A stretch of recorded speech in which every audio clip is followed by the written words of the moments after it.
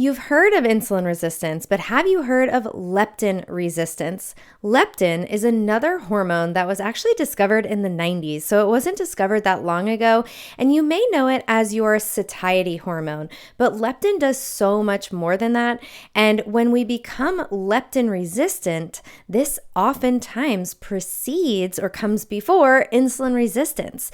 So in this episode, we're going to talk about this really important hormone called leptin, and how it impacts our blood sugar, our metabolism, our insulin, our hormones, and our overall feeling of well-being. So one of the most important things that's sort of coming up for me as I am starting to dive into this world of circadian and quantum biology, I know those words sound like totally overwhelming and intimidating, and they feel that way for me too, but I'm so excited to be learning all this stuff. And one of the messages that keeps coming up over and over again is this idea of timing in our health. And this is such an important concept because the way I start to explain it is our body has so many things to do. So think about our body like an airport.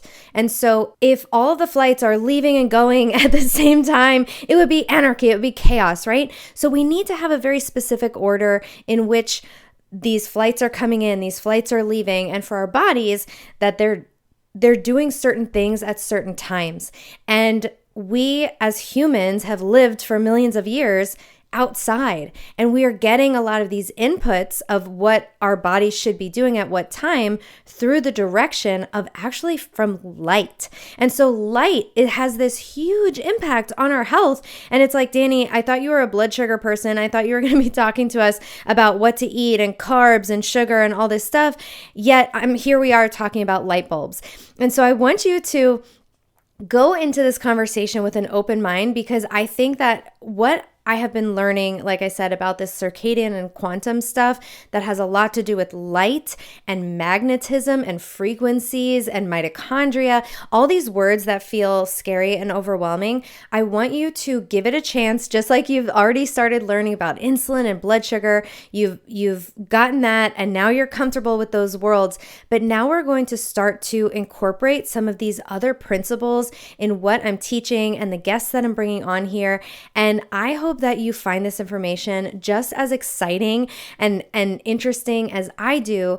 And so many of the modalities that we're going to start talking about on this show and on my Instagram, these are free things. These are free, and it is really about getting in touch with and syncing again with nature. So I'm super excited to bring on my guest, Kiera Lea, today, and I'm going to read her bio for you. Kiera is passionate to help humans all over the world achieve optimal health through realignment with their natural environment. Through personalized education, empowerment, Kiera ensures her clients are equipped with the necessary tools to advocate for their own health journey. So much of what we talk about and what Kiera talks about and what I'm going to be teaching you is, I think, some of the most important part about this. It's going to give you the tools to help your own health. You are going to feel empowered by these strategies that are accessible and, again, that are free, and that you can start doing these things to have profound impacts on your health. So back to Kiera. With a focus on realignment protocols, she delves deep, recognizing that many root causes of imbalance can be addressed through this fundamental step, leading to natural symptom alleviation and enhanced vitality. As you explore her offerings, you may discover pathways to profound health and well-being that positively shape your journey. So on Instagram, you can find her at Kiera Lea Wellness. It's KIERA LEA Wellness. And then that's also her Twitter. And she has a podcast called the Health Standard Podcast. Everyone should check her out. We talk about so many amazing things in this episode. We talk about seasonal eating, and this is where I want to go with my eating. And I will say that I have not mastered all of these concepts yet. So I want you to just take in this information as little nuggets, little ideas, get the wheels turning and thinking in a different way, because what I want you to come away with, what I have been sort of from all of this new learning, and that what's landing for me lately, is that I don't think that we should have to be as nitpicky with our health, with every little gram of carbs that we're putting into our body, I think we can experience a little bit more flexibility. And that's what I want to get. That's what I want in my health. I don't want to have to wear CGM 365 days a year. I don't want to have to micromanage every single drop of sugar that goes in my mouth. And I think that there's space for having more flexibility and more vitality and more robust health. And that is what I want for myself and for my clients. So without any further ado, let's bring on Kiera Lea to talk all about leptin, to talk about seasonal eating, to talk about light, to talk about timing, and all of these strategies are going to help you unlock new levels of health that you never thought possible. So excited for today's episode. Thanks so much for being here.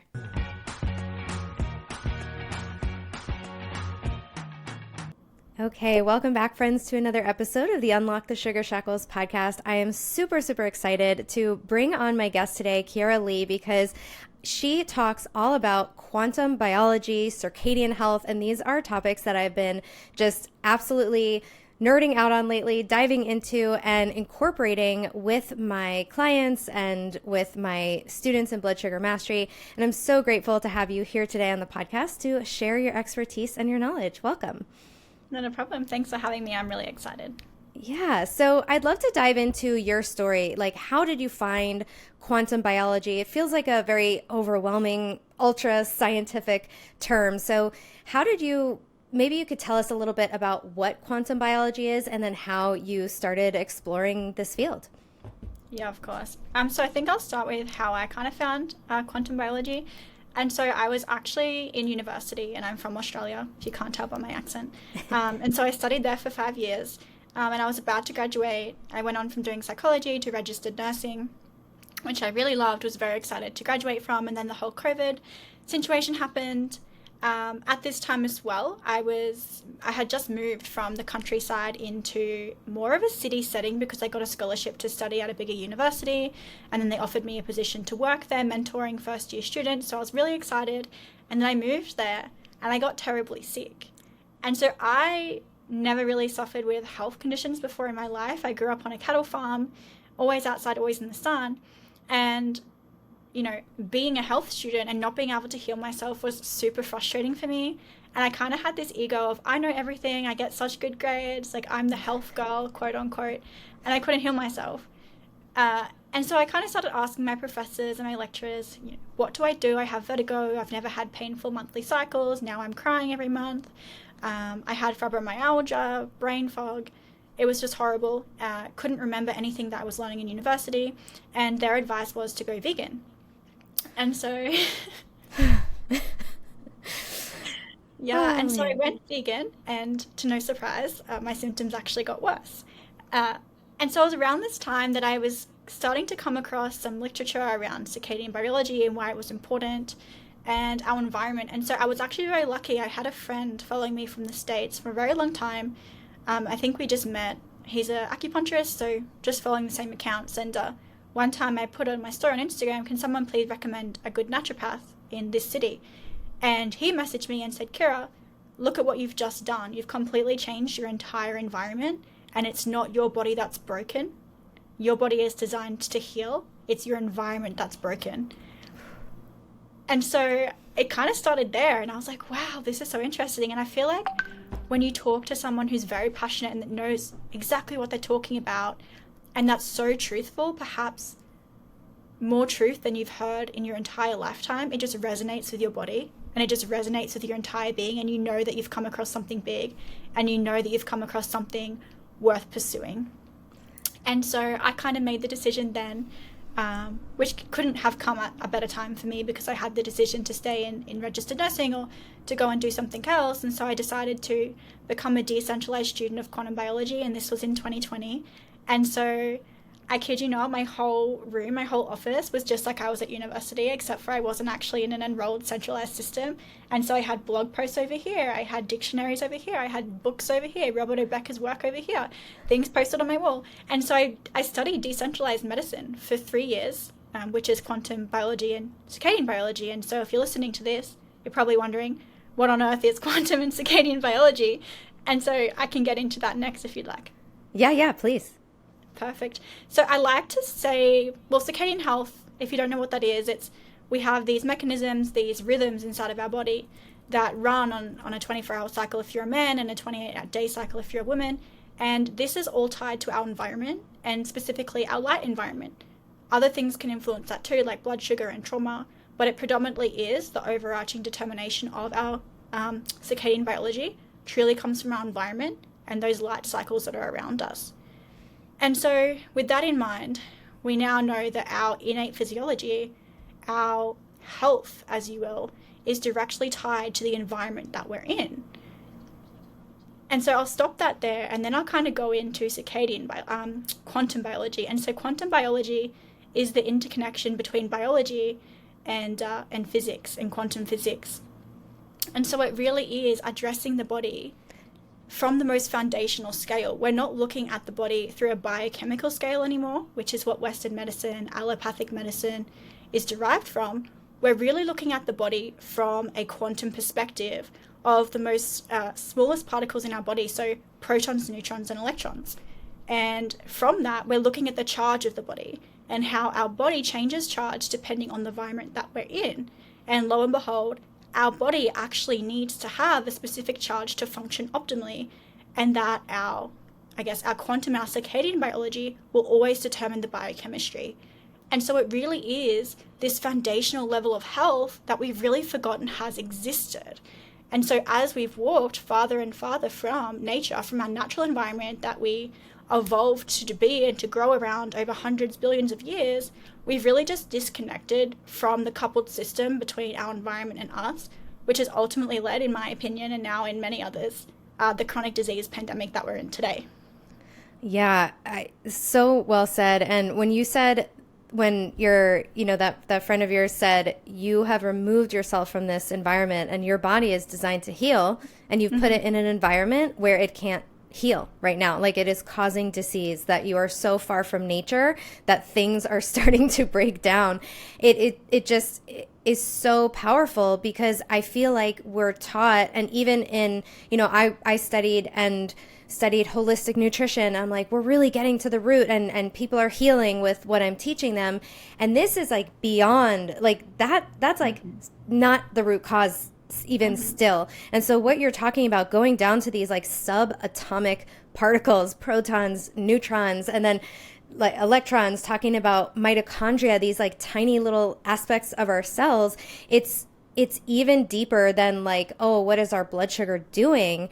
That's an important foundation of our health, but it just goes deeper than that. And so it can be confusing, because all of a sudden it's like all these terms from like high school chemistry are coming back, and I'm like, oh my gosh, okay, I had to like kind of nail biology, and now we're like going into physics and chemistry. So it can be confusing and overwhelming, but when you get the simple basics of it, and then what to do, it starts to make sense, and it's just like, oh, there is simplicity in it. So you already started to mention timing, that we're on this cycle. So why is it so important that our body knows what time it is? And how does our body tell time? Mm-hmm. Yeah, that's a great question. And I agree with everything you just said. So I think the easiest way to put this is just because, so how do modern humans tell time? Well, we can look anywhere. We can look on our laptop, we can look on our phone, and we can look on the clock on the wall. But how does my body tell time? And so there really is this distinct separation between our consciousness and our body. And so just because our consciousness knows that it's 2 p.m. and this podcast was set to start at 2 p.m., my body doesn't know that. So my body actually runs on its own time, which is the circadian biology we were talking about. And so my body actually tells time through its environment, specifically the blue light that's in its environment. And so all day long, from sunrise to sunset, my body is constantly sensing these light frequencies, because light frequencies aren't static.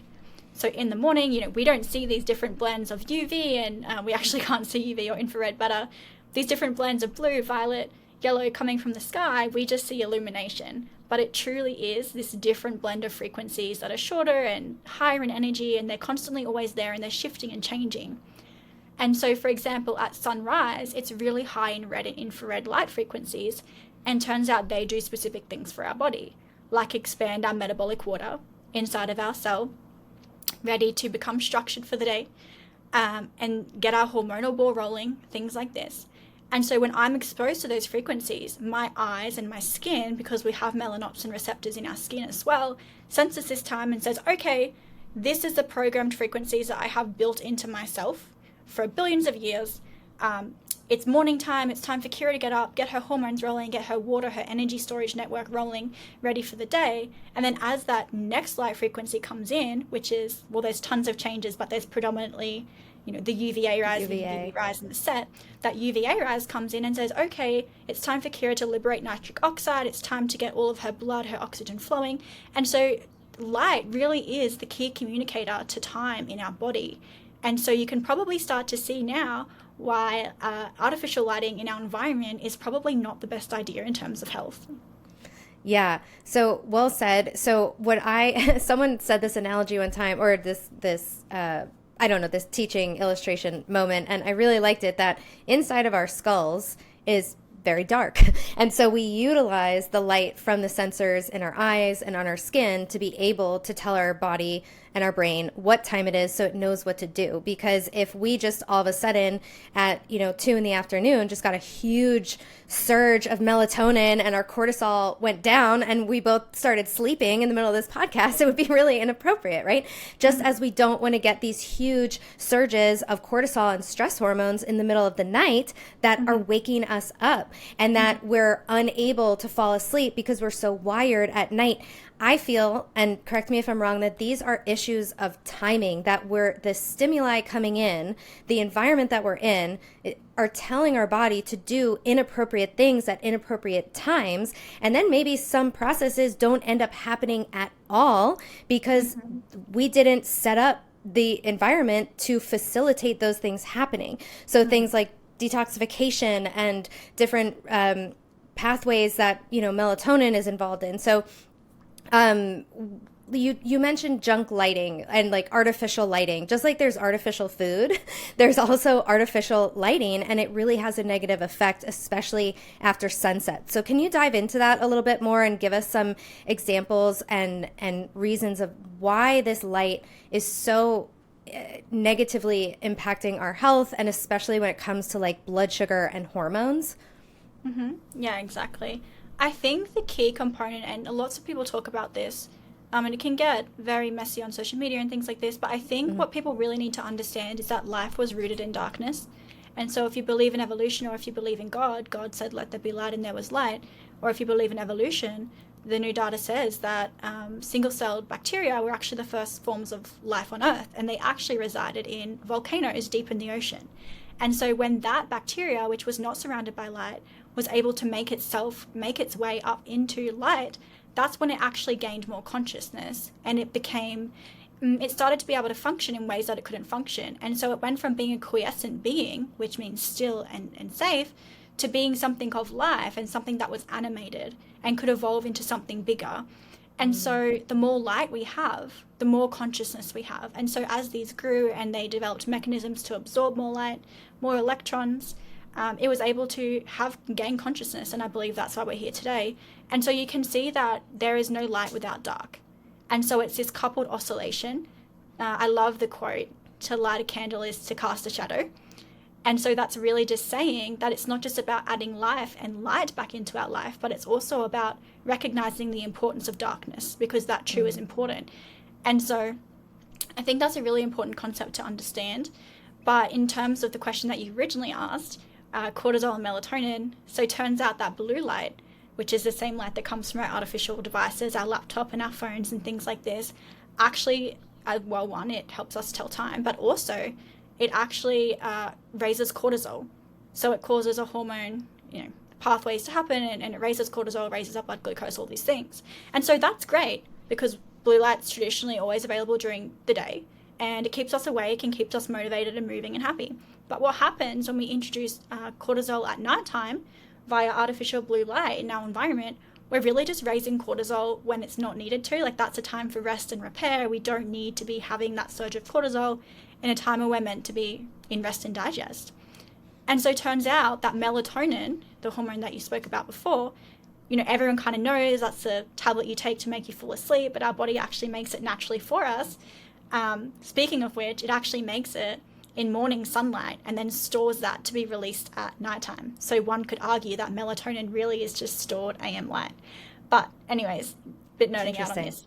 But, love that. But yeah, so it turns out melatonin, actually needs a certain period of time, whether that be 3 to 4 or 5 hours, depending on where you live on this earth, to actually reach its certain capacity to be able to run internal repair processes in our body, which is the equivalent of before you go to bed, you do your dishes, you unstack your dishwasher, and you wake up and you have a really nice kitchen and it feels really good to wake up and that's done. Whereas if you don't have that melatonin because you've been around artificial lighting all night, at that right level, you don't go through those repair processes. So you wake up and your kitchen's a mess, and that just piles on from day to day. And so it's really important that after sunset, there's no blue light traditionally available. So you really need to honor that light cycle and that coupled system of nature that is also in you. Melatonin is the hormone of darkness and cortisol is the hormone of daytime. So you really need to, honor that cycle. Make sure that after sunset, you're turning off that blue light, you're wearing the blue light blockers. A big one as well, especially for women with thyroid disorders, they need to be covering that thyroid because blue light penetrates 3 centimeters down, which is directly into your thyroid. So I think that's why we have a lot of Hashimoto's, a lot of elevated TSH happening, hypothyroidism, because of this artificial blue light. And, the impact of this on our health is just endless. It was 150 years ago. I think it was about 150 years ago that Edison invented the light bulb. And it was 150 years ago that the chronic disease pandemic started. And so to me, it's no surprise that these things are directly correlated. But in terms of, the melatonin and cortisol cycle, you really need to be honoring that natural light cycle of your environment and understanding that it is a coupled system. So interesting. I did not know that about covering the thyroid. And so, yeah, we have sensors on our skin that pick up blue light, but you said that it can penetrate 3 centimeters deep. So that's pretty intense. So what do you suggest, like putting a scarf around your neck or something?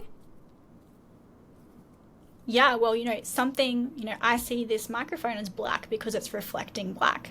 I see this as white because it's reflecting white, blue because it's reflecting blue. So I think that a blue scarf around your neck would probably do the best to reflect that blue light and protect your thyroid. Especially, I have clients that say, oh, but my husband and I love to watch movies at nighttime and we have light receptors on our skin. I said, okay, cool. If that brings you happiness, be my guest, because our mental health is so important. If you just shut yourself away from the world and stayed in your room all the time and never stayed up late, you'd probably get quite bored and you wouldn't be as socialized as what you should be. And that will impact your health more than anything else. And so just putting a blue scarf around your thyroid, wearing a jacket, having your blue light blockers on, you can get rid of that blue light while still enjoying your things. It's not about going back to the Stone Ages and chucking technology out. It's about making technology safer. There's actually a great brand as well called the Daylight tablet, so the Daylight Computer Co. They actually have created the world's first, and this is not affiliated, I just think it's a great company, the world's first blue light free tablet. And so now parents have the option to swap their children's tablets out without burning down the house, because anyone who's tried to take a tablet or a mobile device off of a toddler it's World War III in that situation. But now you actually have these companies coming out that are providing you with safer alternatives, with safer technology. And so it's not about going backwards, but it's just about recognizing how far we've strayed and then implementing, we're smart creatures. We can make technology, we can make it safer. Yeah, I love that. That's great tips. And that idea that, no, we're not asking you to live in the dark, not, people are like, well, I need to see at night. We all need to see at night, right? We're not going to go to sleep the second the sun goes down, especially if it's like 5 p.m. in the wintertime. So using these things like orange or amber lens blue blocking glasses can be really supportive, and those can help you see a TV screen a little bit better. So, if you use the red ones, it really is just like sort of like black and red. So it's almost like looking at through things as black and white, but you'll see black and red.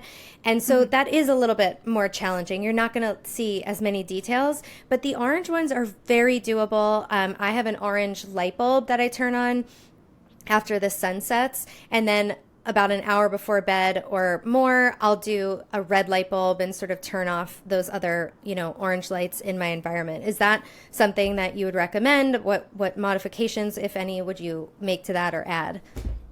Yeah, I mean, I would definitely recommend eliminating all blue light from your environment after sunset, because we spoke about that natural curve of melatonin. It needs time to keep building up. So any time that there's blue light in your environment, you're actually diminishing your melatonin balance, which is not good for health. There was a French study done where they had a little pen light that the doctors use. And they had a person who had good circadian rhythm in complete darkness, and they shone this pen light at the back of his knee, the skin, for just 30 seconds, and it completely diminished their melatonin. I think it was by 75% or something like that. And so when I read that, I was like, oh, I need to be doing more to mitigate my light environment. And it's something you need to do and see for yourself, to be able to actually see the effects. But once you do it, or I have clients do it, they're like, oh my gosh, I feel so much better. My eyes can relax. I'm sleeping. My children are sleeping better. Even the fact that if your child's waking through the night, just using a candle or using a red light instead of turning on all these cortisol releasing lights, nurse them and put them back to sleep. They actually go back to sleep so much faster and sleep better through the night when their circadian rhythm is intact. And that's actually derived from the circadian rhythm of the mother as well while the baby's in utero. Interesting. Very interesting. Yeah, and I know that the breast milk, depending on what time of day, either has more melatonin or cortisol in it. Is that right? Mm-hmm. Yeah, exactly. Yeah. Just like cow's milk too. We don't realize that cow's milk actually really fluctuates in melatonin and cortisol. And so if we're drinking cow's milk that was, pumped in the afternoon, in the morning, it's probably not a good idea. It can actually affect our circadian rhythm. Wow, super, super interesting. So, okay, where do we go next from here? Let's think. So I just have so many questions I want to ask you, so I'm trying to make a nice flow here. So maybe we can talk about, we were starting to talk about, rhythms of nature, how males and females have different rhythms. And we talked about the day and night cycle and honoring that darkness and lightness. And there's also seasons because our earth is on a tilt. And so that is why we have seasons. And so there are different seasonal disconnects that we have with our modern indoor living environment. So maybe you can talk about some of those. Maybe we can start with more like the light and the temperature disconnects, and then maybe we can move on to food after, because there's more to say about that. Mm-hmm. I think I might have to tackle this all in one. Do it. Okay. All good. All good. So basically, and you spoke about this before, mitochondria. And I'm glad that I spoke about the coupled systems, because this is going to make it a lot easier to understand this concept as well.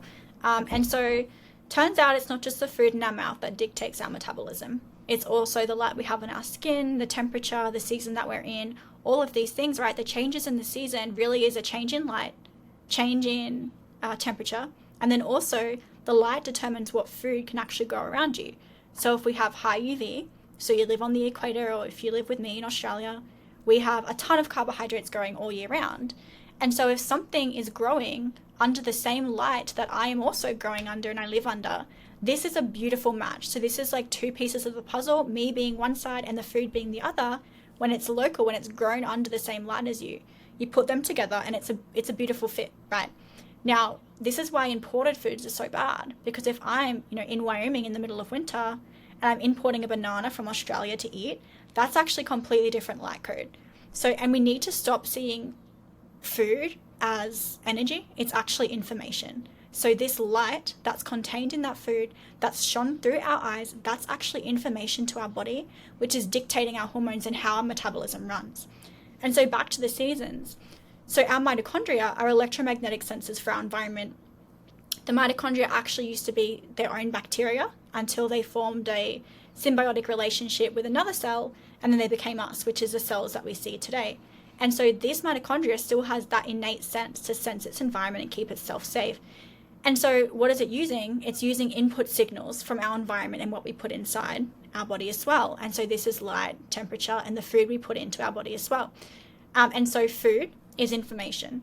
So one, we want food that's being grown under the same light as us, which means in summertime, if you live somewhere that's seasonal, Australia is not seasonal, we have carbohydrates all the time.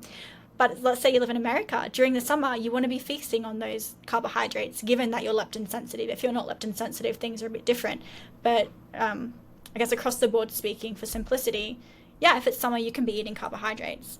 And then in wintertime, if there's no carbohydrates going near you, you should not be consuming those. And why is that? Well, it's because our mitochondria are actually sensing that season. So from the tilt and the angle of the light that's coming up at sunrise to how it's going down, through the temperature, through the cold that my skin's hopefully sensing in winter, because now we have the heat on all the time. It's a 24/7 world where it's perfect 25 degrees inside our house, or we have a jacket on. So my body is actually sensing that cold, and that actually tells my mitochondria that it needs to function a little bit differently to break down the food that's going to be in my environment. And so I can go a lot of ways with this, but I think I'll just give an example of wintertime. So I live in Wyoming. I'm here and it's snowing outside and it's winter. And so my body, because I have my windows open and I put more layers on and I allow myself to see the natural sunlight, actually senses the lack of UVB. It senses the cold on my skin. And so my mitochondria say, okay, the animals are going to slow down in my environment. I'm either going to hunt them and eat them, or I'm going to utilize ketosis to keep myself fueled with energy. And so my mitochondria says, okay, I don't actually need all of my energy making devices. I can actually turn half of them off. And so it turns out we have this chain of electron transport chain in our mitochondria, and they're full of different complexes. So complex 1, 2, 3, 4, and then the ATPase. And so it turns out UV light actually upregulates cytochrome complex 1, because that's where carbohydrates kind of get funneled to in our body. So if you think of that as a running race, that's the very starting line. So the carbohydrates go there. Now, fats, they actually get processed a little bit further apart, so they actually have a bit of a head start in the running race. So now my body's like, okay, it's turned off that cytochrome 1, it's upregulated cytochrome 2, because that's where my fats are going to go into, because it's winter. I'm using ketosis, or I'm eating animal fats and protein. And so when those electrons go to cytochrome 2, that's great, because 1, we don't want to use a lot of energy because it's winter time. So we're actually saving ourselves energy via putting it one step ahead in that running race. We don't have as far to run. The electrons don't have as far to move. We also have less reactive oxygen species, so we have less inflammation in our body to put out. Now, the interesting thing is, when we burn fat as a fuel source, our body actually also makes more water. So now we have this cytochrome 4, which is producing more water for wintertime, because people say, in winter you need to eat the same amount of food. I'm like, maybe you don't if you're actually connected to your environment. And, my friends are doing that right now. They've gone full carnivore in the middle of winter, and they're doing cold plunges in the icy lake, and their cholesterol's actually gone down from this, not up, which is funnily enough. Yes. But basically, so my water now, I'm actually producing way more water than carbohydrates. And another thing is I'm actually also lower in deuterium, but that's a whole nother podcast. Yes. And so now this metabolic water can go on to become structured, right, through Gerald Pollack's work. I have a podcast, The Health Standard. I've done a big interview with Gerald Pollack. It's great. If you don't know what exclusion zone water is, but it's basically metabolic water that becomes charge separated into more of a battery form to actually supply our cells with energy. And so that's great. But now how, if we're making energy with something, the energy to actually charge, separate, and structure that water has to come from somewhere. And I'm getting a bit nerdy right now, but I think it's pretty interesting. I love we it. Actually we actually need light, infrared light specifically, to charge, separate, and kind of bring that water into this battery state. And so if there's less light in my environment and it's darker, where is my body actually getting this light from? Well, in the wintertime, my body actually tells my mitochondria to start producing more heat. And we know through biophysics that heat is actually just light. So infrared light, red light is just heat. It's just that frequency of light. And so this actually structures that water. So in the wintertime, if you're eating seasonally and you're getting cold, you're getting outside, your body is actually giving you an abundance of free energy built up through your redox that you built in the summer. And so this is how we were ancestrally designed to function. Now, with all that nerdy stuff out of the way, come back to our modern environment. It's summer all year long because we have these warm jackets on. We're eating carbohydrates all year long. It's really just uncoupling us from this cycle because, winter is just as important as darkness. Our body undergoes specific cleanup cycles. It does different things in winter for us than it does in summer. And so these things are both equally as important. And we've kind of, again, a system we've uncoupled from and we need to get back into because it's detrimental to our health.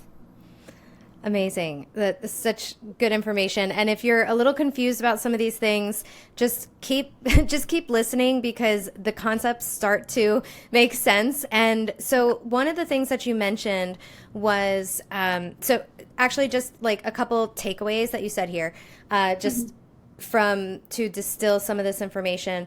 So in winter, it's important to lean into the winter environment. That means getting cold, still getting outside so your body knows what time it is, and then eating seasonally. And perhaps this is a really good time, especially if you're in these northern latitudes where things are not really growing, to lean into a more ketogenic way of eating that is lower carbohydrate because you have fewer carbs available to you in your environment.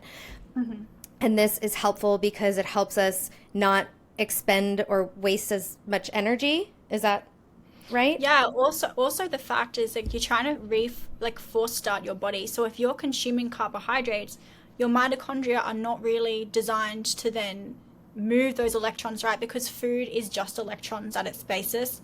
It's the electron transport chain, not the fat, carbohydrate, protein transport chain, although these differentiations actually do matter in terms of processing. And so when carbohydrates move from cytochrome 1 to 2, it actually produces a lot of reactive oxygen species, which is basically just a single electron.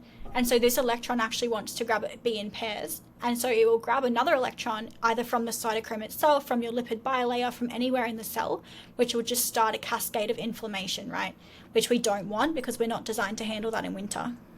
Right. So avoiding carbs in winter and avoiding unseasonal carbs can help us to lower our inflammation levels because there isn't, and there's also more of like a match between the light in our environment and the light in our food. And so if there's a mismatch, we can see that that can lead to inflammation. And we don't even need to know all the science. If you don't understand the science, that's okay. Just know that there would be a mismatch and some inflammation happening. So, and then also on the other end of that, in summer, we want to be leaning into, if you're leptin sensitive, which we can talk about next, if that makes sense, that we can lean into these local seasonal carbohydrates, and that it's not an all or nothing thing like, oh, I'm never going to eat carbs again. And that's what I try to, explain is that it's helpful to lean into the seasons to help dictate to our body what to do. Nature is I always say, nature is always right. The light outside is always correct. And so whether it's snowy, rainy, cold, cloudy, it's still the right stimulus that your body needs to know what the heck is going on and what to do. So let's talk about one more thing about the seasonal eating. And this is where I saw something that you posted the other day about preserving foods. And I thought this was interesting because I'm like, oh, preserving foods and, doing these fermented foods, it's a very traditional thing that we've done as humans, but maybe it's not the best. So can you talk to us about this concept? Yeah, of course. And it's highly debated, especially in the quantum space. But if someone says this to me, that you can preserve food and eat it, I know that they don't really understand that light is information, that it's not just energy. And so while I think that, well, obviously not starving in the winter is great, if you're somewhere where there's not a lot of, you're not a hunter or you don't have access to food, preserving food is great because it's like a hack. You can actually survive through the winter and all we want to do is survive, right? But it's 2024 and we don't have that problem anymore. We can just go to the shopping center, we can go into our freezer and we have such an abundance of food. So it's not like we need to preserve food to seriously get us through winter, which is not optimal. And I always tell people that ancestrally, they had a much higher redox. They were more in line with their natural environment. So they didn't have to do as much as we have to do today to keep our circadian rhythm, to keep our leptin sensitivity, because it was such a default state for them. Whereas now with artificial lighting, with temperature controls, with all this inflammation, non-native EMFs from our devices, we have to do a lot more in terms of just trying to keep the information in our body to be correct. And so one of those things is really eating an ancestrally correct diet, which means eating with the seasons, which is super important. Awesome. So in terms of preserving food, I'm not a massive fan, but if you're leptin sensitive, you can kind of get away with it a little bit more. Which leptin sensitivity just means you can burn fat as a fuel source. If you're leptin resistant, it means that your body's like, sugar, sugar, sugar, carbs, carbs, carbs. This is the metabolic pathway I'm going to use. I don't really understand that I can burn fat as a fuel source. And so, you know, if you're in that state, you kind of have to coach your body back to being able to burn fat as a fuel source to keep you at homeostasis and keep all your hormones happy and all these things. But if you are sensitive to that, you know, and your rhythms are dialed in, that means you're doing pretty well, your hormones are doing well. There's no reason why you can't eat some preserved apples with your mom on you know, your birthday or every second week or something, or a pie. I know I do. I'm making like a meat pie tonight with flour. So, yeah, you just have more lenience when you're leptin sensitive. Awesome. Yeah, so about the leptin, I want to talk a little bit more about this because I want to say that I have been, I think the word like misinformed, that I had like half the story, because I always talk about, or I have traditionally talked about, when your insulin is low, and I talk about insulin and glucose, and how when your insulin is low, your body can, you know, produce ketones and then start to burn those ketones and learn how to burn your own body fat for fuel. And so I've traditionally talked about insulin and glucose as being what's important for your body being able to burn its own body fat, which is such an important concept, because if we can't burn our own body fat, the simplest, I think, way to put it is that we're constantly going to be driven to seek out fast sources of energy because our body doesn't think we have any energy. So it's going to send us these cravings for carbohydrates every couple of hours. But now I've learned about this hormone leptin, and leptin is making more sense of the whole story, because now I have people who are like, Danny, I tested my insulin and my fasting insulin is a 4. So it's like perfect in the range, let's say like even 2 to 5, 2 to 4. And they're like, my insulin is great and I'm still having hypoglycemia. And so my blood sugar is dropping every couple of hours. So all of a sudden it's like, oh, there's this other hormone that's also a huge, like I would argue maybe the most important thing that we need to know about. So leptin is a hormone that comes from our fat cells, right? And it communicates to our brain how much energy we have stored on it, right? Okay, so can you go into this more and like make sense of this picture for people who are like brand new to leptin? Come on. Yeah, of course, we can go there. I also just want to quickly note that leptin, and sorry, I do nerd out a lot, guys, because for me, I think education is so important. You should all educate yourself, get to know your educator, because then you don't have to rely on your doctor. You don't have to rely on these people who are just educated through their specific narrative, who don't understand the bigger picture.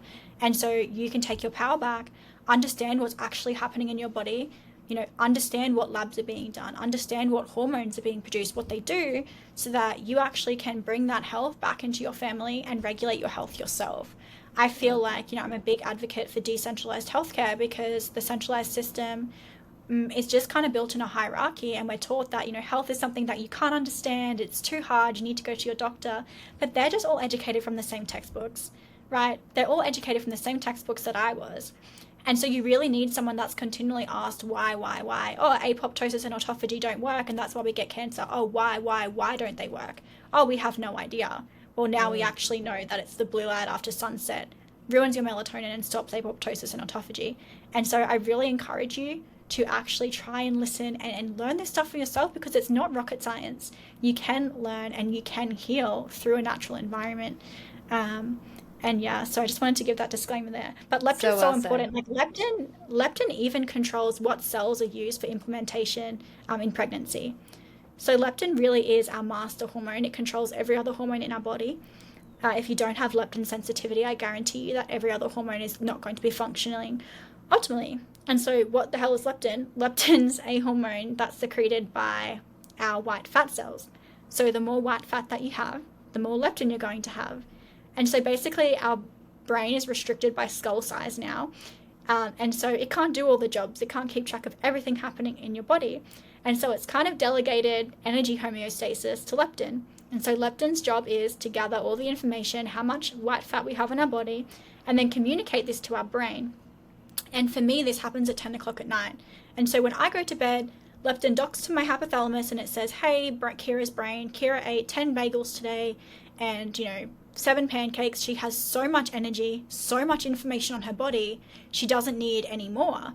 And so my body goes, okay, I want to maintain homeostasis. So tomorrow I'm going to decrease Kiera's hunger hormones and I'm going to upregulate her metabolism in terms of my mitochondria burning off those excess calories as heat, right? Structuring that exclusion zone water. And so, side tangent, if our mitochondria are functioning optimally, calories actually don't matter because we're burning that off, we're dissipating that as heat. When mitochondria become dysfunctional, that's when we have a problem and we can't process those calories. So this is how it's meant to happen, right? If we're leptin sensitive. But if we're leptin resistant, we actually don't get this message from leptin. And so our brain is kind of functioning on autopilot mode. And so my brain goes, what the hell? I don't know what's happening. But ancestrally speaking, a food shortage was more likely to happen than a food surplus, right? And so my brain says, okay, I'm just going to make Kiera hungry. I'm just going to give her all the food. And that's my body actually doing a great thing for me. And so if I'm not receptive to leptin, which is derived from fat, my body actually doesn't think there's any fat available to burn as a fuel source. And so my body is going to constantly crave carbohydrates. And so the next day, I'm super hungry, even though I've eaten all this food yesterday, and I continue to crave carbohydrates. And so it's like, okay, cool, that's the problem. I'm leptin resistant. I need to really honor that. I need to get that communication happening back again.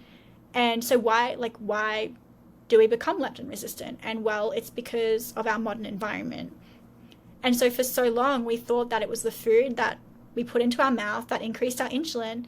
And, insulin raised at nighttime, specifically when leptin's going to dock to the hypothalamus, that's actually what causes leptin resistance. Because you can think of, I always like to talk about it as two guys, one girl, and the hypothalamus is the girl and leptin and insulin are the guys. And so leptin is kind of like this scrawny man who, I don't know, lives at home with his mom and can't surf or whatever. Maybe has a bad haircut and is balding or something. And insulin is like this tall, dark and handsome business owner, rubs your feet and makes you dinner every night, okay? And so as long as as long as insulin's around, your hypothalamus is always going to pick insulin. And so insulin kind of takes that docking station away from leptin, and leptin misses out. And so how do I get rid of insulin? Well, one, you need to not eat carbohydrates after sunset because we need those 3 to 4 hours for that insulin to come back down. Another thing is artificial blue light, right? Because the artificial blue light clips a hormone called ACTH and upregulates cortisol, insulin, and blood glucose levels. So you need to get rid of that at nighttime. And then non-native EMFs as well actually can end up doing the same thing. So, hardwiring devices, trying to have as least electronics on as possible, doing some EMF mitigation, which is not what this topic's about. You can look at that in your own time. And then also chronic stress and trauma, because this can actually activate our nervous system and keep us awake and elevated all nightness as well. So it really is multifaceted, and it really is, again, just a disease and pandemic of our modern environment, really.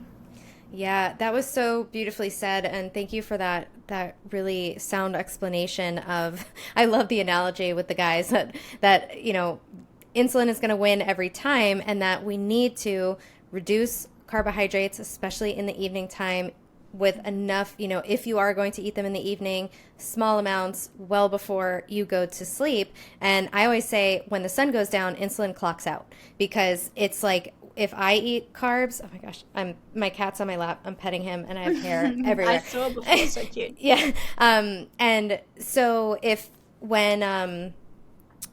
someone is eating carbs at night, what I see for myself anyway is that my blood sugar will be elevated so much higher than normal and for so much longer. And one of my clients yesterday also just said that she ate carbs at night and had this sort of dinosaur spikes just all night long. And so our body is, coming back to that timing that we talked about at the beginning, the circadian rhythms, our body is designed to do certain things better at certain times of the day or night. So my body doesn't prioritize detoxification as much during the day as it does during the nighttime, because melatonin is helpful with a lot of those processes, or whatever the reasons. Our body is designed to eat and metabolize so much better and digest so much better during the daytime. So we don't want to be digesting. Yeah.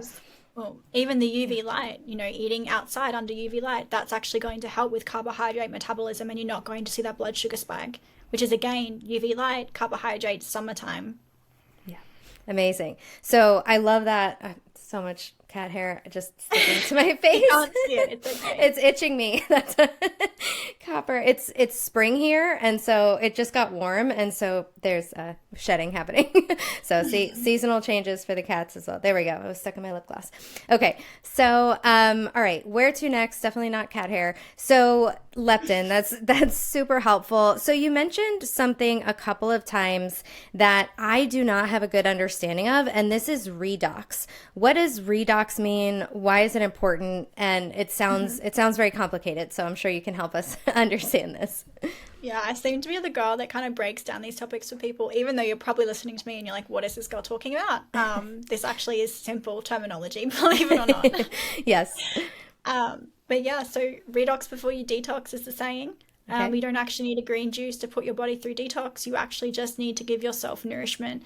And so again, nourishment in the form of good minerals, good proteins, fats, all these things. And then also electrons, right? Because food is electrons. And so we need to have this high redox to detox to be able to function. You know, we have so many redox reactions happening constantly in our body. And this is the exchange of electrons. And so if you don't have a surplus of electrons, a high redox, right? Because electrons are negatively charged. You know, we can stand on the ground barefoot and we're grounding. And we've actually know through science now has finally caught up and taken these body voltage readings, and they can see an increase in our zeta potential, you know, which is the net negative charge of our red blood cells in our body from grounding. And so through electricity, through lightning strikes, believe it or not, our earth actually maintains a really high negative charge.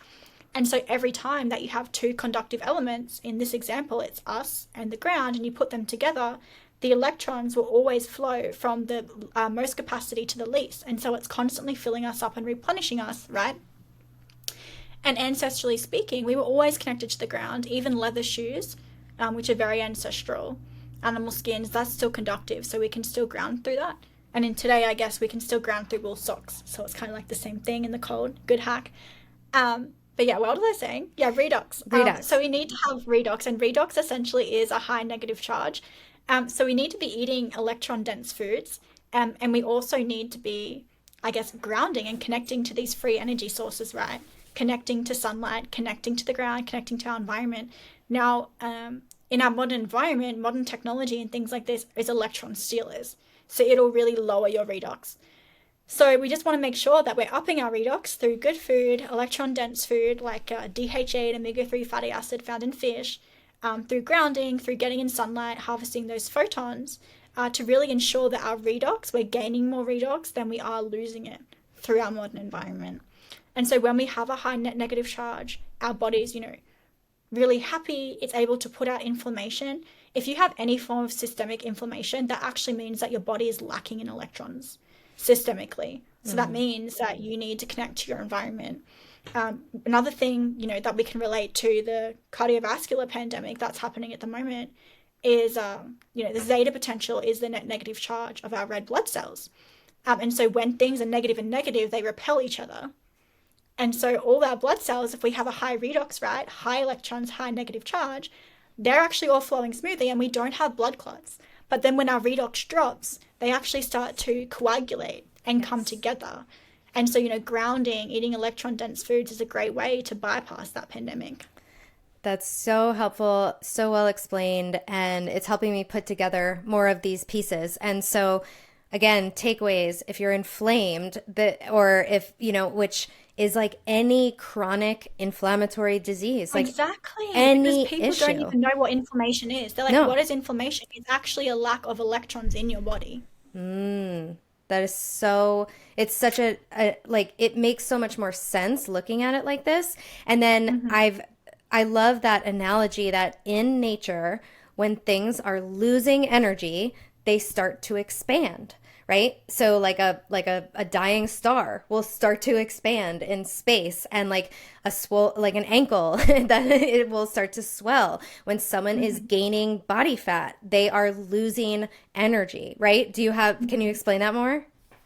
Yeah, exactly. Well, when someone is getting bigger, they actually can't process energy. They're energy inefficient, which means they have mitochondrial dysfunction. Like, I kid you not, everyone thinks, I just need to eat less and then I'll lose weight. And now, as you said, the work you used to do, you used to be able to manage people's blood sugar. Acupuncturists used to be able to get massive results. Different medications used to work. Now they work differently. And as the population gets sicker and sicker, and we get away from this natural environment, we're losing that foundation of health. All these different health modalities stop working because no one has that level of health that you expect them to be coming in with, right?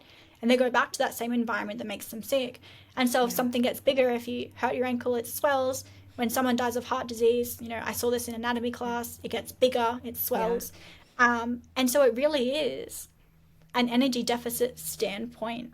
And so we need to have our cells functioning optimally. We need to have our mitochondria optimized, with the right input signals, heat, the right temperature, the right light, the right fuel that has the same information of where you are. You don't want to confuse your body.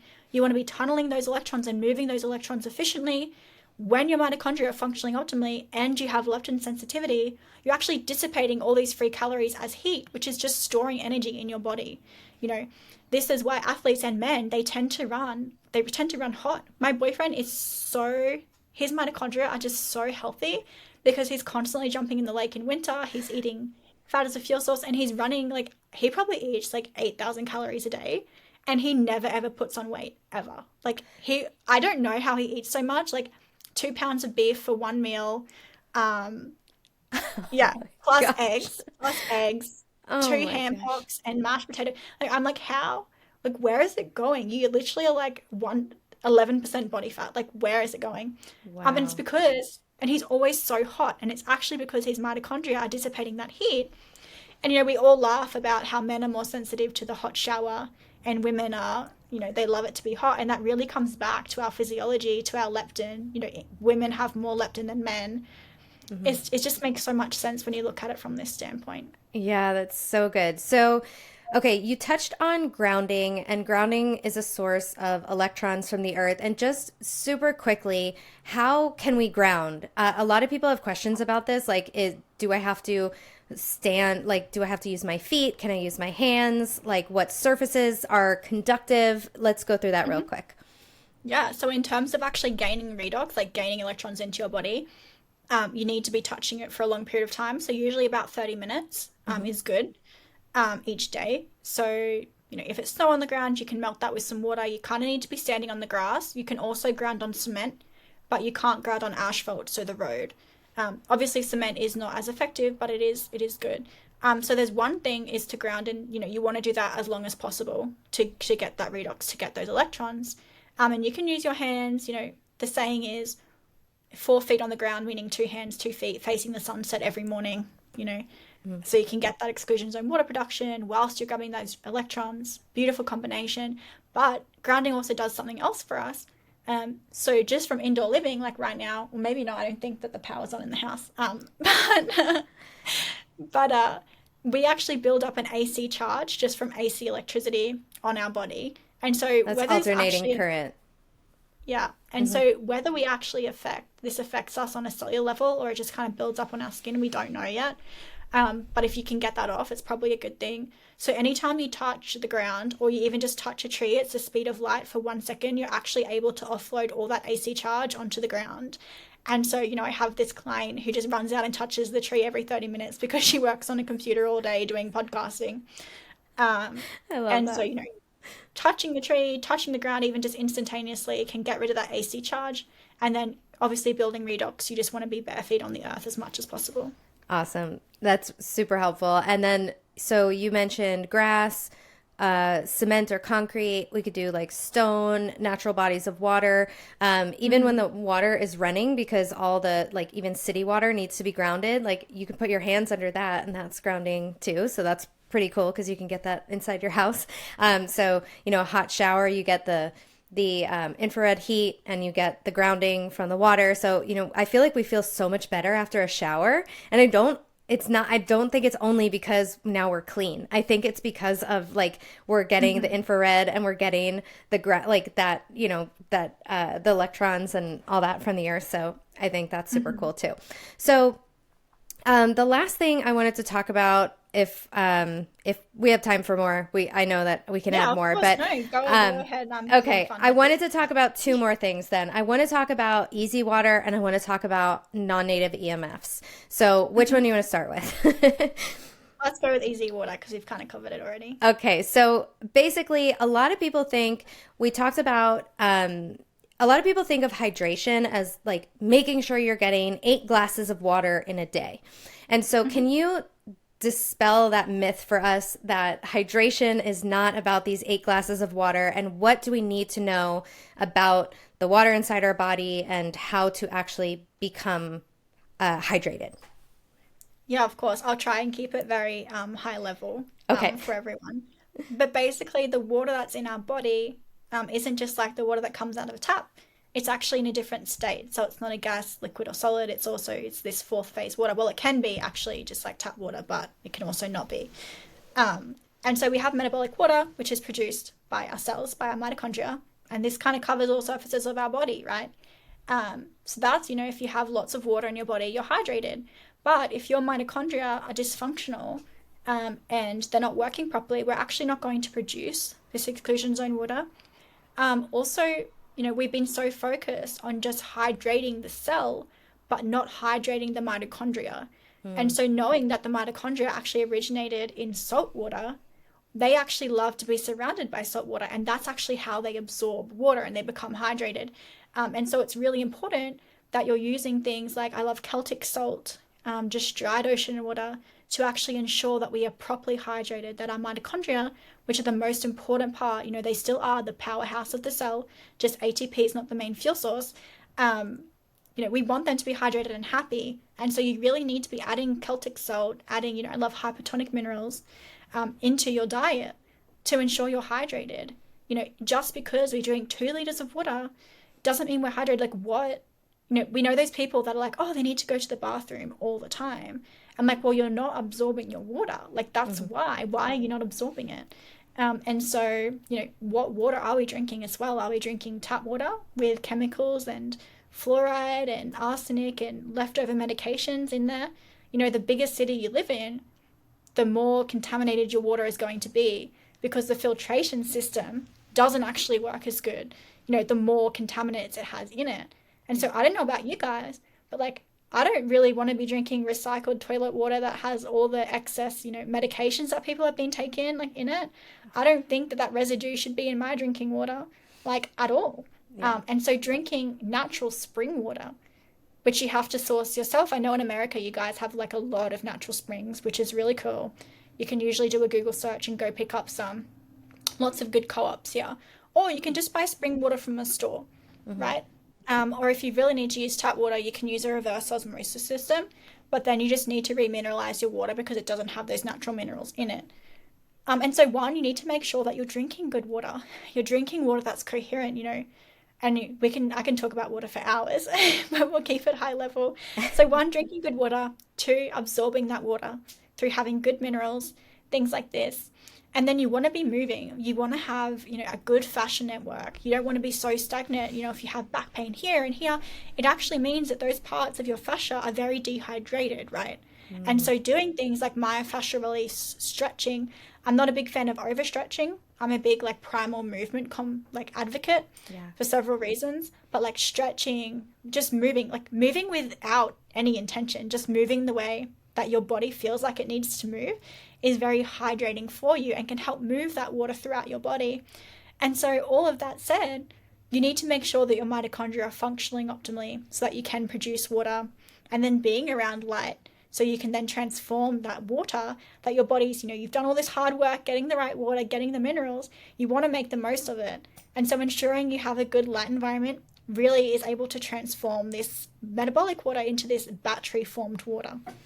Yeah, it's so helpful. And one thing that I've noticed is that over the last week, it's gotten warmer out, and I've been in the sun more, and I've also been like making an effort to ground so much more because the more you learn about this stuff, the more you're like every 5 seconds you want to run out and touch a tree, just like your Yeah. client said. So Since I have been doing that this week, I don't know if it's a coincidence. I don't know if I'm just becoming more hydrated intracellularly, but I feel much less thirsty. And I've been like, I feel like I'm holding on to my water better. It's not just like I'm drinking it and it's going right through me. Would you say that that could be a direct cause for that?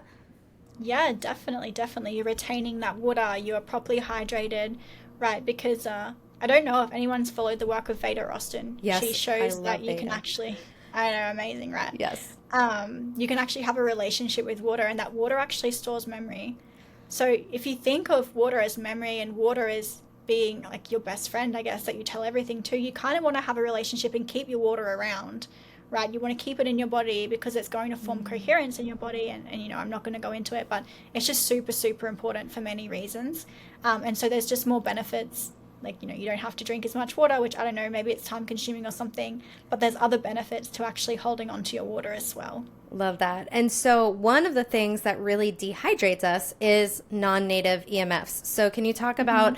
about these, what they are, and why they are detrimental, and how we can start to mitigate some of the negative effects of these non native EMFs in our environment?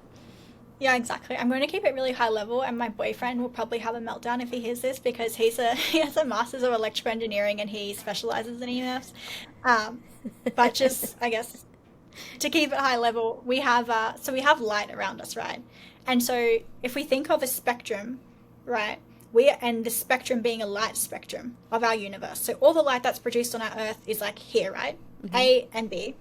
And so we actually can only see 1% of that light. We can visually only see 1% of the light that's around us right now, which is incredible, right? We're actually born blind to the world that we're in. And so these other frequencies, right, beyond the visible spectrum, they're still around us. We just can't see them. And so they're emitted from X-rays, you know, radio waves. The way they connect to each other is that frequency that we can't see, but they're both running and oscillating on that frequency, right? And they're So all it's around. important. Like, I could be in this room Exactly. and turn on a radio and it would pick up those waves. So they are in our environment, which is crazy. And like how Hmm. bugs and bees, they can see ultraviolet, but we can't see it, right? So, yeah, so there's Exactly, all exactly. And these the reason different that we can't see frequencies. ultraviolet and we can't see infrared light is because we're not actually meant to change the reality of them, which is very spiritual and very interesting to look into from a biophysics perspective. Okay, But I need to have a conversation with you offline about that. yeah, it's so interesting. Yeah, I'm such a nerd, sorry. But anyways, back So on am I. topic. Radiation coming from devices, not good for our health because back to what I was talking about before, so, you know, light, water, magnetism, these are the things that really shape who we are and what we present as, and they shape life. And so magnetism, you know, our ATPase in our mitochondria is producing magnetism, which is actually a signaling molecule for our body. And so all different layers, all different systems in our body, they have a different frequency, a different electromagnetic field. And so over hundreds of thousands of years, our body and our physiology has adapted to utilize the Schumann's resonance and to utilize normal frequencies of the planet. And so what happens when we start to introduce and use these frequencies in our environment that are alien to us is it starts to create a mismatch for our body, just like light, right? Because it actually is light. Um, and so let's go into the effects that these have on our mitochondria. And so first of all, you know, fields come from my phone, they come from Wi-Fi, they come from, you know, Starlink shooting down. If, you know, there's someone that lives 5Ks away from me and they're using Starlink, I will actually get an effect from that. So, you know, there's lots to consider here. But basically, when I'm exposed to these non-native EMFs, you know, let's actually tie it back to water because we just spent a lot of time talking about that. You know, I don't know about you, but when I hold my phone for a long period of time, whoops, my fingers actually start to get sore. And I actually know why that is now. Because in our mitochondria, we have these voltage-gated calcium channels. And so these are basically little doors that let calcium into our cell. Sorry, not in our mitochondria, in our cell. And so calcium comes in and it's a signaling molecule. So it tells our cell, okay, do this over here and this much calcium, do this over here. And that's all well and good. But what happens when we're around non-native fields is it actually forces this gate to stay open. So all this calcium floods the cell. And so when that happens, it's not good. So now our cell's like, oh, there's calcium in here. I need to get it out. What am I going to do? So it starts putting in its functions in place. It gets rid of that calcium. But what happens when we're chronically exposed to these fields is this more calcium keeps coming in. And so that actually causes nitric oxide to present inside the cell. And so, I can't even do justice to these things without getting into the weeds. But it's okay. Basically, it causes this particle to come into the cell. The cell actually stops producing water because this nitric oxide actually clunks up the cytochrome 4 where water's made, and then you stop producing water completely. Gotcha. Which is not good, right? Because so that's how it dehydrates us. Water. Exactly. Also, Gerald Pollack, so it stops us from producing water. It also destroys our exclusion zone water. So Dr. Gerald Pollack put a Wi-Fi router next to the exclusion zone water in his lab in Washington, and he saw that the exclusion zone water completely diminished to like a macroscopic size. And so, it stops us from making water and then destroys our body battery as well. And that's literally just 1/100th of the negative effects these things have on our body. The way it affects us during pregnancy, all these things is not good, right? And so I feel like we really need to stop making more and more technology. Vision Pro from Apple just came out, and I'm so disconnected that I didn't even know what that was until I got an email asking me to go on like an interview to talk about my thoughts on it, and I was like, I don't even know what that is. It's a headset that people can wear. I've seen it. Puts artificial light into their eyes, and it has like these big sensors on the side right next to the mitochondrial density in your brain, which isn't a good idea. But So, we really need to hit pause, even if it's to say, okay, guys, you're all wrong. Everything's actually safe. We just need to hit pause and actually invest in the studies because, who's going to fund the studies to prove that technology is not safe? Not anyone who has money, like not the big tech companies that can produce 100 articles for every one that proves that it's not safe, right? Yeah. So, yeah. So I called my internet provider yesterday, and I was like, I saw that this house that I live in now was built in the 90s, and I see Ethernet cords everywhere. I'm like, I know what those are because I grew up with those. You probably don't remember them because you're too young. So no, I actually do remember. But now you know what they are. Now I'm sure you know that. But so I was calling, and I was like, hi, I want to get my house like wired. Like I was explaining to the person on the phone that I want wired connection. She's like, I'm not understanding what you're wanting. So you had to transfer me to someone else. I'm like, I don't want the Wi-Fi. So she's like, you don't want internet. I'm like, no. I do want internet, but I want it to be like plugged in. I don't want the Wi-Fi. So I'm, that's going to be happening hopefully next week to get my whole house wired to mitigate some of these EMFs that I'm exposed to. There is a tower. I can probably see it if I move, and I see this freaking tower down the street, so I know I'm still getting blasted with stuff. I know I'm getting my neighbor's Wi-Fi, but that's fine though. Like you just have to focus on what you can control. Exactly. There's no point. We don't want our insulin raised, so you don't want to stress yourself out like complaining about these things you can't control. But if you're not sitting directly in front of a receiver, that's a great thing. So if you can hardwire like literally into the back of your Wi-Fi router to a cord into your laptop, which actually makes your internet speed way faster, that's mitigating like 90% of the damage, which is a lot more than most people are doing. Yeah. And so the other thing is that we also want to remove some of these like wearable devices, and especially things like AirPods. I have my Oura Ring on airplane mode. I try to remember that as often as possible. I know that I have a CGM on, and I use those in my practice with my clients. But, the idea is that we don't have to use these things forever, and that, if you need to use a device, for sure, but just like you said, we don't want to be perfectionists about this, but trying to look for those things where it's like, can we take these trackers off, or do we need an Apple Watch like constantly? I mean, those are loaded with EMFs, right? Yeah, exactly. And a big problem with EMFs, especially in the CGMs as well, like I definitely recommend opting for like a manual tester, even though it's annoying and it takes a lot more longer, is because that's actually going into your bloodstream. And so when you're doing that, you're actually going to glycosylate your red blood cells. So you're actually just doing a counterintuitive thing, which is something we never thought about, right? We just get told, oh, wear this, you can monitor your blood sugar 24/7. It's so good for your health, stay on top of your health. And I'm like, that's actually stopping people from getting better as well. Wow. So it's kind of just like, you have to pick your client as well and be like, is this going to be more beneficial than it is going to be unbeneficial for them because they're really busy? or, what situation is that? But yeah, and Fitbits and AirPods, yeah, it's just not good. Yeah. So that's where, using a CGM, it's at the beginning, what I want people to do is learn about themselves, take every single ounce of, information that you get from those 2 weeks with the CGM and, start doing experiments, learn about your body, learn what works, start connecting your symptoms with what your blood sugar is doing. So then you don't have to be wearing these devices 24/7.